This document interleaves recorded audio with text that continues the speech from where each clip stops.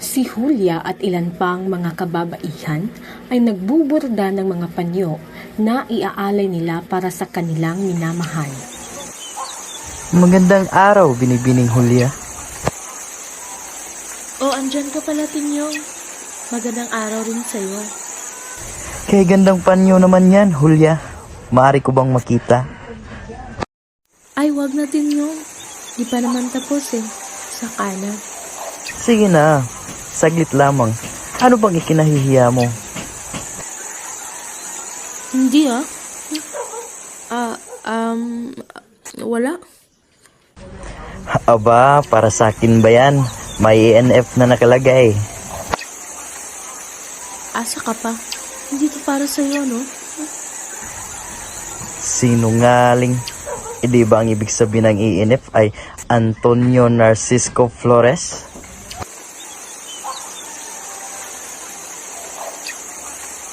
Tenyong, anong ginagawa mo rito? Huwag mo nga abalahin ang anak ko. Kita mong may ginagawa Magandang araw ho, Aling Juana.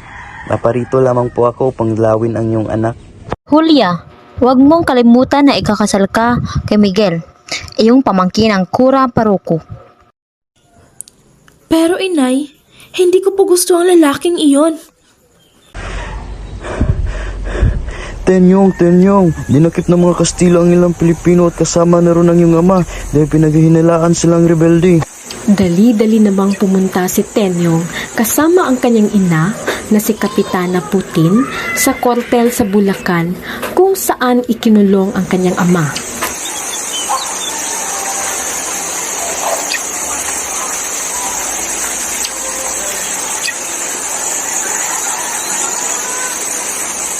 Nakita ni Tenyong na 7 sa mga ikinulong ay patay na at ang kanyang ama na si Kapitan Ingo ay naghihingalo na dahil sa pagpapahirap ng mga praili sa mga ito.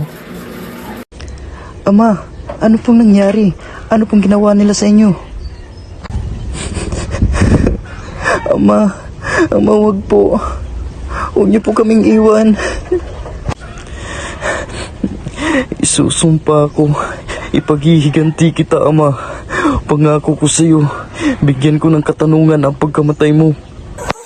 Ayaw mang pumayag ni Julia sa pag-alis at paghihiganti ni Tenyong ay umalis pa rin ito.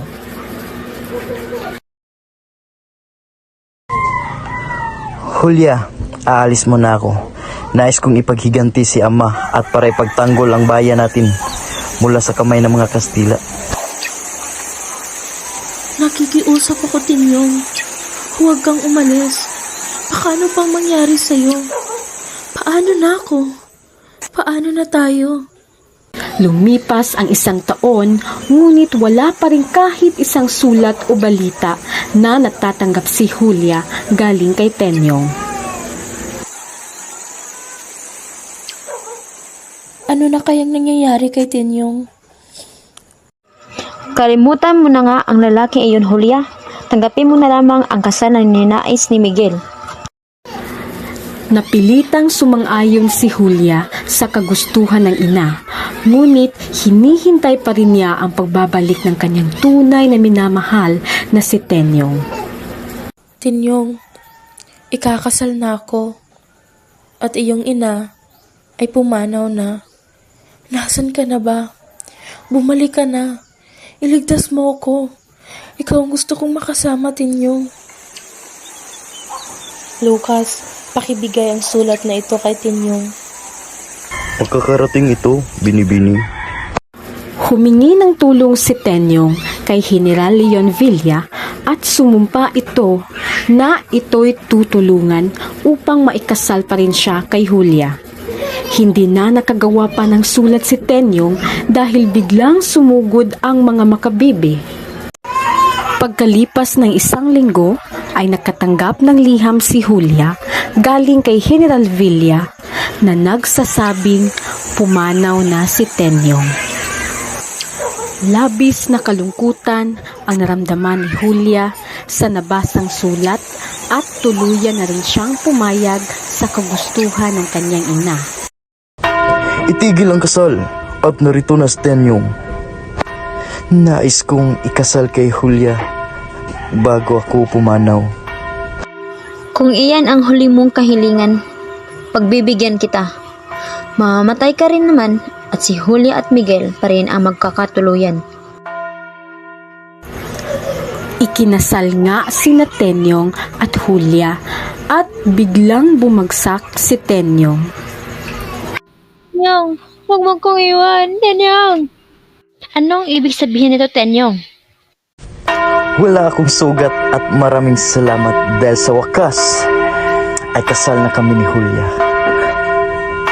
At dito nagtatapos ang istorya ni Tenyong at Julia na pinamagatang Walang Sugat ni Severino Reyes.